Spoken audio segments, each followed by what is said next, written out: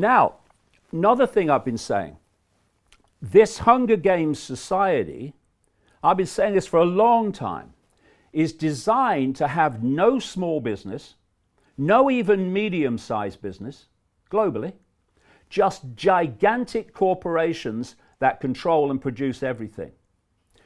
Amazon is a classic example of what I'm talking about.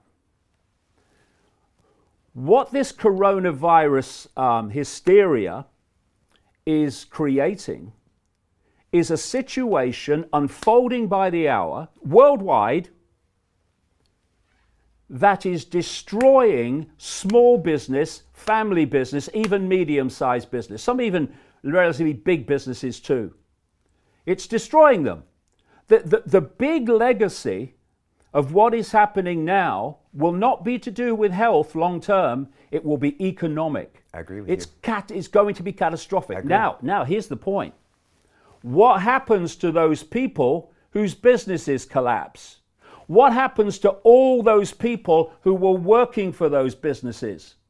For bars, for hotels, for all these businesses that have been targeted, don't go there, shut down.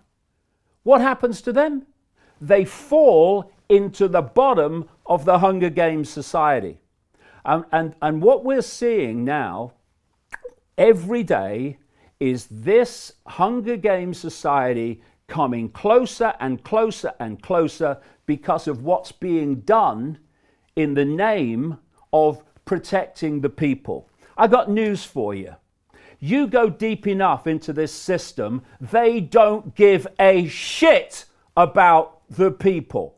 We are being asked to believe now that this system cares about old people. We must protect the old people. We must destroy the world economy to protect the old people. Oh, these would be the old people, would they, that have paid in their entire life through taxation and other means, and at the end, in their final years, they get handed a pittance of a pension which gives them the choice between being warm or being hungry.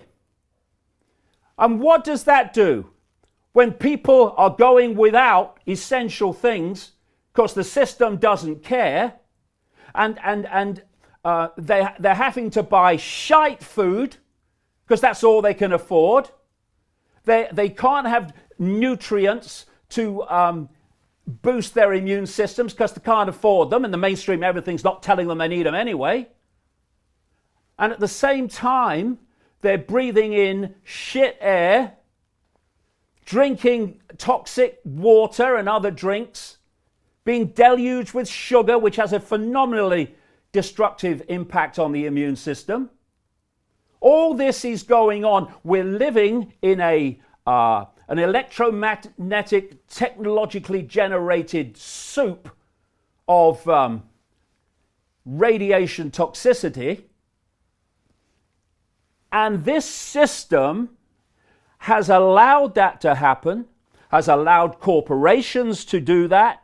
And now, having done all that, that's devastated the lives and the immune systems of old people, we are being asked to believe that the system cares about the health of the elderly.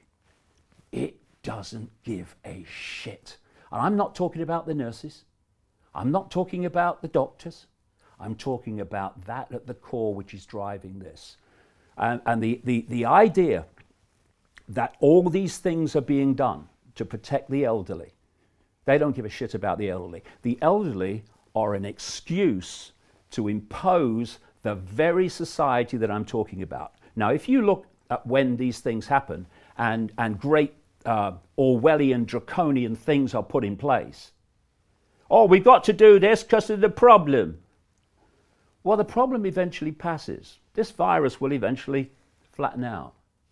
But what you see every time, 9/11's a classic, they'll roll back some of it, but not nearly roll back to where it was before. The whole thing's moved on closer to the Hunger Games Society.